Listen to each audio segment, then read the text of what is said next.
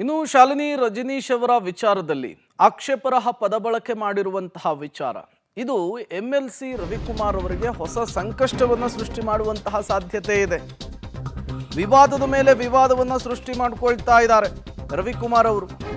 ಸಹಜವಾಗಿಯೇ ಕೇಸರಿ ಪಡೆ ಕೂಡ ಮುಜುಗರಕ್ಕೀಡಾಗ್ತಾ ಇದೆ. ರವಿಕುಮಾರ್ ವಿರುದ್ಧ ರಾಜಕೀಯ ಮತ್ತು ಕಾನೂನು ಸಮರವನ್ನು ಸಾರುವುದಕ್ಕೆ ಕಾಂಗ್ರೆಸ್ ಮುಂದಾಗ್ತಾ ಇದೆ. ಎಂಎಲ್ಸಿ ರವಿಕುಮಾರ್ಗೆ ಎರಡನೇ ಸಲ ಈ ರೀತಿಯ ಕಾನೂನು ಸಂಕಷ್ಟ ಎದುರಾಗ್ತಾ ಇರುವಂಥದ್ದು. ಈ ಹಿಂದೆ ಕಲಬುರಗಿಯ ಡಿಸಿ ವಿಚಾರದಲ್ಲಿ ಆಕ್ಷೇಪರಹದ ಹೇಳಿಕೆಯನ್ನು ಕೊಟ್ಟಿದ್ರು. ಅದಾದಮೇಲೆ ಕೋರ್ಟ್ ತಪರಾಕಿ ತಗೊಂಡಿತ್ತು, ಬೀಸಿತ್ತು. ಅದಾದಮೇಲೆ ಕ್ಷಮೆಯನ್ನು ಕೇಳಿ ಅಲ್ಲಿಂದ ಹೊರಬರ್ತಾ ಇದ್ದ ಹಾಗೇನೆ ಈಗ ಮತ್ತೊಂದು ವಿವಾದದ ಸುಳಿಯಲ್ಲಿ ರವಿಕುಮಾರ್ ಸಿಲುಕಿಕೊಂಡಿದ್ದಾರೆ. ಹಾಗಾದರೆ ರವಿಕುಮಾರ್ ವಿರುದ್ಧ FIR ದಾಖಲಾಗಿದೆ. ಯಾವ್ಯಾವ ಸೆಕ್ಷನ್ಗಳನ್ನು ಹಾಕಲಾಗಿದೆ?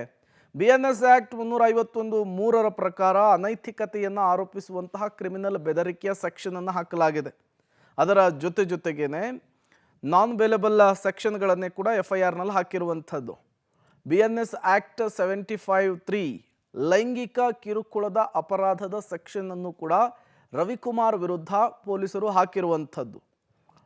ಈಗ ಕಾನೂನು ಸಮರವನ್ನು ಸಾರಲೇಬೇಕಾದಂತಹ ಅನಿವಾರ್ಯತೆ ಕೂಡ ರವಿಕುಮಾರ್ ಅವರಿಗೆ ಸೃಷ್ಟಿಯಾಗಿದೆ. BNS ಆ್ಯಕ್ಟ್ 79 ಮಹಿಳೆಯನ್ನು ಅವಮಾನಿಸೋದು ಅಥವಾ ನಿಂದಿಸುವಂತಹ ಸೆಕ್ಷನನ್ನು ಕೂಡ FIRನಲ್ಲಿ ಉಲ್ಲೇಖಿಸಿದ್ದಾರೆ. ಹಾಗಾಗಿ ಈ ಯಾವ ರೀತಿ ಕಾನೂನು ಹೋರಾಟವನ್ನು ಮುಂದುವರಿಸ್ತಾರೆ, ಏನೆಲ್ಲ ಬೆಳವಣಿಗೆಗಳಾಗುತ್ತೆ ಅನ್ನೋದನ್ನು ಕಾದು ನೋಡಬೇಕಿದೆ. ಇವೆಲ್ಲವೂ ಕೂಡ ಜಾಮೀನು ರಹಿತ ಸೆಕ್ಷನ್ ಆಗಿರೋದ್ರಿಂದ ಈಗ ಕಾನೂನು ಹೋರಾಟದ ಅನಿವಾರ್ಯತೆ ರವಿಕುಮಾರ್ ಅವರಿಗೆ ಸೃಷ್ಟಿಯಾಗಿರುವಂಥದ್ದು.